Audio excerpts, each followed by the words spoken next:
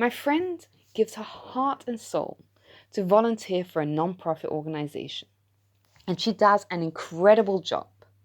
Yet this week, she was expressing her frustrations with me. And these are frustrations that I've heard from many others who volunteer or work in the non-profit sector, whether it's for schools, parents' guild, charities. Very often, even though everyone recognizes how vitally important these non-profits are for our lives and for our communities, it's often seen as a thankless job. And it got me thinking, why is it? Why is it that if people, we seem to understand the importance and the great work that these people that volunteer or work in the non-profits are doing, why is it often seen as a thankless job? And it got me thinking about another conversation that I had a few weeks ago. A few weeks ago, we were hosting a Shabbaton, and someone asked me a question, a very insightful question, that I'd never thought of before, but I should have. We were discussing the custom of eating dairy on Shavuot. And one of the reasons that's given for the custom is that Shavuot was when the Jews got the Torah, and it was the first time they were given the laws of kosher. So they didn't have time to go and kosher their pots and slaughter the animals according to kosher law and cook them according to kosher law. So they ate dairy because dairy can be eaten raw. So he asked a very insightful question. He said, hold on a second. Didn't the Jews eat manna in the desert? Didn't they eat the man? And I thought to myself, that's a great question. So we did a bit of research into it, and the first thing to bear in mind is that this is not the only reason given why there is a custom to eat dairy on Shavuot. There are many, many other reasons that are given. Nevertheless, upon investigation, it does seem to appear that the Jews ate other stuff besides just for manna. It wasn't the only thing. The man wasn't the only thing that the Jews ate. Hold on a second. What is going on here? Why on earth? What was this manna that they were given from heaven? It was food that was literally sent down from heaven, right? No shopping, no cooking, no thinking up a menu. Dropped down from heaven.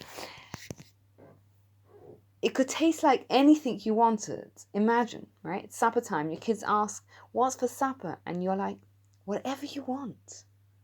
That would sure make for a different supper time experience, right? And people that ate it, there was no human waste because it was all absorbed by the body.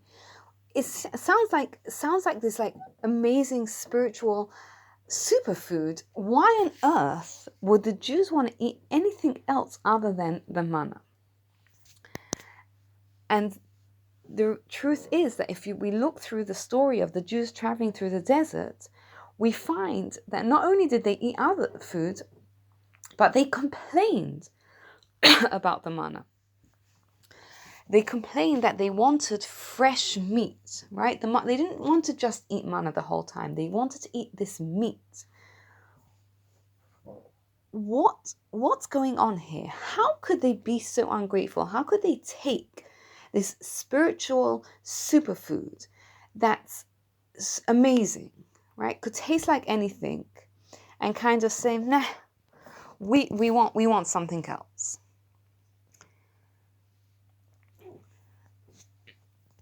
So the truth is that human nature is not to be content with what we have.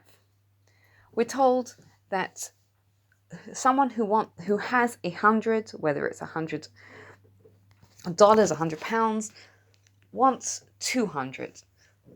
Someone who has 200 wants 400. It seems that we're stuck in this trap of no matter what we have, we want more. Now, is this a bad thing? Well, the truth is that like in most other things, it's neither good nor bad. It depends how we direct it. What do I mean by that?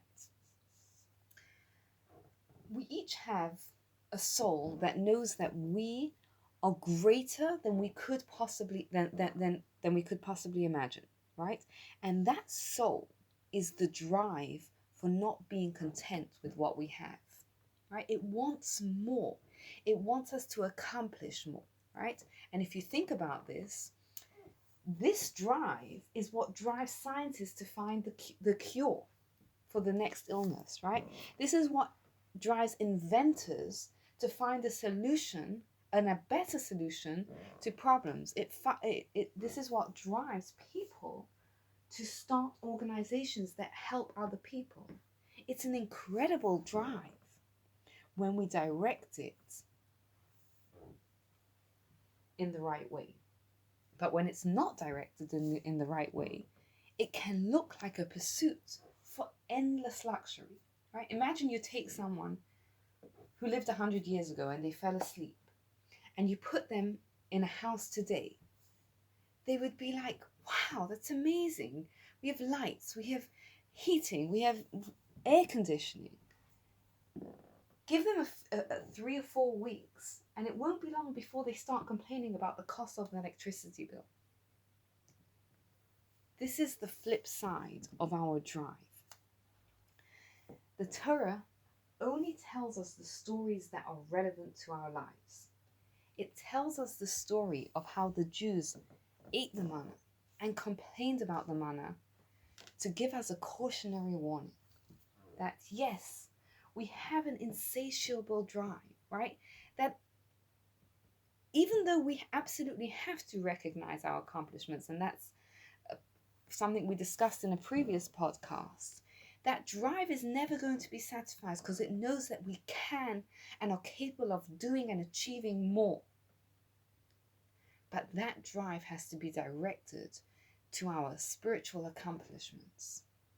Because if not, it looks like the endless pursuit of luxury, and we have to have that balance where we direct our drive and for more to our accomplishments, and at the same time we recognize the material and the blessings that we have in our lives. Wishing you all a good Shabbos.